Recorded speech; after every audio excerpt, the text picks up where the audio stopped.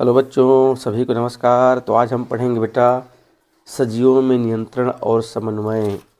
सजीवों में किस तरह से कार्यों का नियंत्रण होता है और सभी अंगों में किस तरह समन्वय होता है, आज उसको पढ़ेंगे।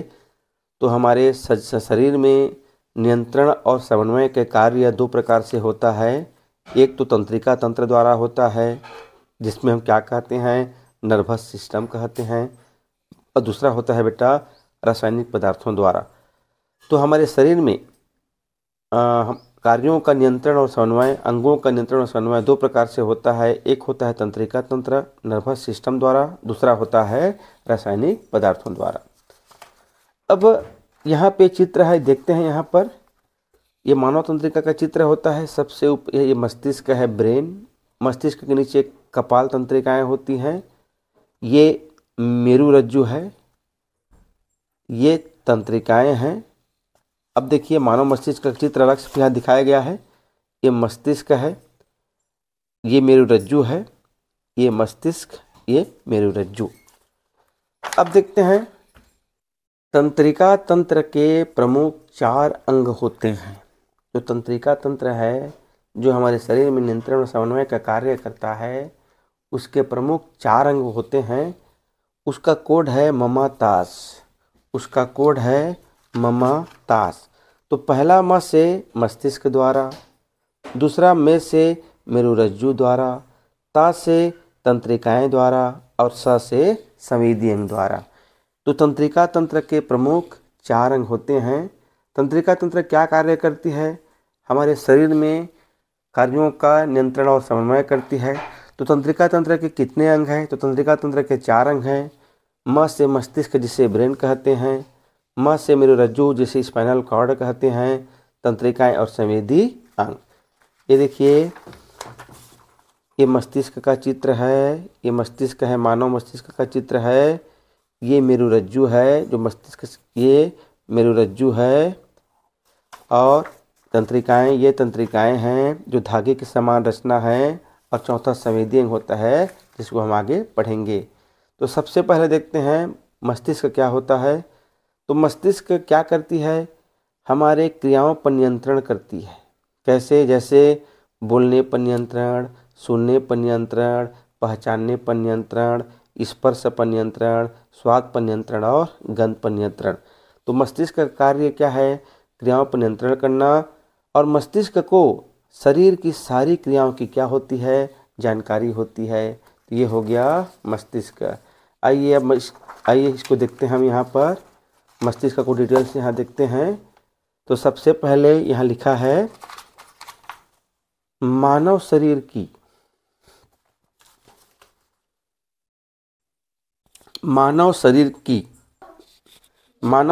की सबसे बड़ी कोशिका क्या कोशिका होती है? तंत्रिका कोशिका होती है। तंत्रिका तंत्र की आधारभूत इकाई क्या है? न्यूरॉन है। इसको परीक्षा में पूछता है, तंत्रिका तंत्र की आधारभूत इकाई क्या होती है? न्यूरॉन होती है। मानव के मस्तिष्क में कुल कितने हड्डी होते हैं? तो मानव के मस्तिष्क में 29 हड्डियां होती है। यहाँ से प्रश्न आता है बेटा, इसको हमको जानना है कि मानव शरीर की सबसे बड़ी कोशिका तंत्रिका तंत्र की आधारभूत इकाई क्या है? न्यूरॉन्स होती है। और मानव मस्तिष्क में कुल कितने हड्डी हैं? 29 हड्डी होते हैं। आइए इसको देखते हैं अभी। और ये हमारे मस्तिष्क का चित्र है। मस्तिष्क का चित्र होता है ये। इसको समझने की कोशिश करते हैं। तो मस्तिष्क में देखिए, यहाँ पर सबसे ये होता है मेरुरज्जु। ये है मेडुला। यहाँ पर मेडुला से ऊपर की ओर ये जो गांठ टाइप का दिख रहा है, ये होता है हाइपोथैलेमस। ये पीला वाला भाग होता है कैलोमस। फिर ये होता है प्रमस्तिष्क, ये होता है मध्य मस्तिष्क और ये होता है अनुमस्तिष्क। तो मस्तिष्क का कितने भाग होते हैं? मेरुरज्जु, मेडुला, हाइपोथैलेमस, कैलोमस, प्रमस्तिष्क, मध्य मस्तिष्क और अनुमस्तिष्क। तो अब देखते हैं इसके कार्य को देखते हैं। यहाँ से प्रश्न पूछता है,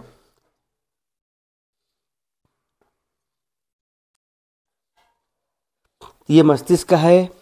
तो देखिए, ये मस्तिष्क में मानव मस्तिष्क में कुल 29 हड्डी होती है।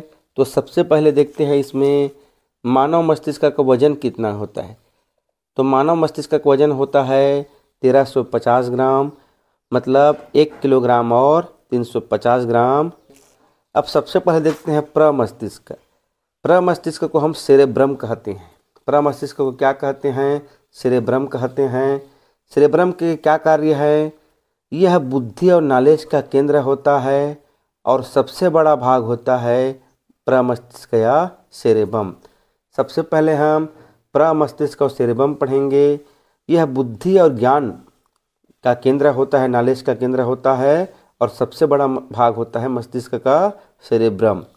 अगला होता है प्रमस्तिष्क के बाद मध्य मस्तिष्क पढ़ते हैं। ये मध्य मस्तिष्क है। मध्य मस्तिष्क के नीचे हम पढ़ते हैं अनुमस्तिष्क। इसे कहते हैं सेरेबेलम। अनुमस्तिष्क, मध्य मस्तिष्क के बाद अनुमस्तिष्क पढ़ते हैं। इसको हम सेरेबेलम कहते हैं। इसका कार्य होता है शरीर का संतुलन बनाना। तो 3 चीज, प्रमस्तिष्क, मध्य मस्तिष्क और अनुमस्तिष्क। तो प्रमस्तिष्क को हम सेरेब्रम कहते हैं। इसका कार्य है बुद्धि और ज्ञान का केंद्र होता है और मस्तिष्क का सबसे बड़ा भाग होता है। मध्य मस्तिष्क के नीचे अनुमस्तिष्क है। प्रमस्तिष्क को सेरेब्रम कहते हैं, इसको सेरेबेलम कहते हैं। अनुमस्तिष्क का कार्य है शरीर का संतुलन बनाना। अब यहाँ पर है मेड्यूला ऑब्लांगेटा। मस्तिष्क का जो पिछला भाग होता है वो होता है मेड्यूला ऑब्लांगेटा। इसका कार्य क्या है? यह श्वसन कार्य का केंद्रीय नियंत्रण करता है।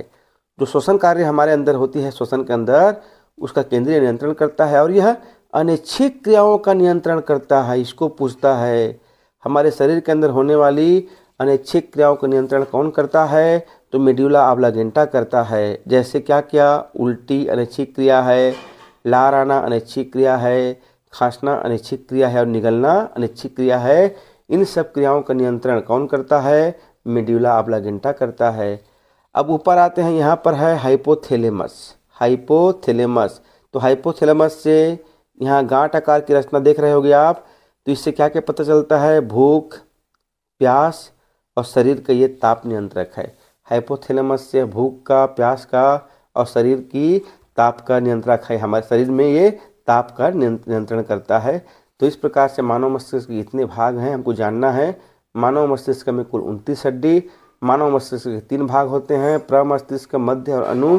प्रमस्तिष्क को सेरेब्रम कहते हैं, बुद्धि और ज्ञान का केंद्र होता है, सबसे बड़ा भाग होता है। अनुमस्तिष्क को सेरेबेलम कहते हैं। यह शरीर को यांत्रिक सहारा प्रदान करता है, शरीर का संतुलन करता है। मेडुला ऑब्लांगेटा श्वसन का कार्य का केंद्रीय नियंत्रण करता है और अनैच्छिक क्रियाओं को नियंत्रण करता है। और हाइपोथैलेमस भूख प्यास शरीर का ताप नियंत्रक है। अभी हम लोग आगे पढ़ेंगे पीयूष ग्रंथि। पीयूष ग्रंथि पढ़ेंगे, इसको मास्टर ग्रंथि कहते हैं। अभी हम आगे पीयूष ग्रंथि या मास्टर ग्रंथि पढ़ेंगे। यह मस्तिष्क के आधार में स्थित होती है। इसको हम आगे अभी पढ़ेंगे। अब देखते हैं मेरुरज्जु। अब देखते हैं मेरुरज्जु। तो मेरुरज्जु इंग्लिश में स्पाइनल कॉर्ड कहते हैं। ये मस्तिष्क का पिछला भाग होता है। लंबी बेलनाकार नलिका होती है। यह लंबी बेलनाकार की नलिका होती है। और यह कहाँ पर रहता है? मेरुरज्जु कहाँ पे रहता है? यह रीढ़ की हड्डी की नलिका में रहता है। मेरुरज्जु कहाँ रहता है? जो रीढ़ की हड्डी होती है उसकी नलिका में रहता है और तंत्रिकाओं द्वारा शरीर के हर हिस्से से जुड़ा रहता है और इसे शरीर में होने वाली हर शारीरिक परिवर्तन की जानकारी होता है। किसको? मेरुरज्जु या स्पाइनल कॉर्ड को। अगला है तंत्रिकाएं। तंत्रिकाएं धागे के समान रचना होती है और हमारे शरीर में पूरी जाल के समान फैली होती हैं और ये शरीर के प्रत्येक भाग को मस्तिष्क और मेरुरज्जु से जोड़ती हैं। तंत्रिकाएं धागे के समान रचना होती हैं और शरीर के प्रत्येक भाग को मस्तिष्क और मेरुरज्जु से जोड़ती हैं। अगला है प्रतिवर्ती क्रियाएं। तो प्रतिवर्ती क्रियाएं 2 प्रकार की होती हैं। एक होता है ऐच्छिक क्रिया, दूसरा होता है अनैच्छिक क्रिया। तो ऐच्छिक क्रिया क्या होती है?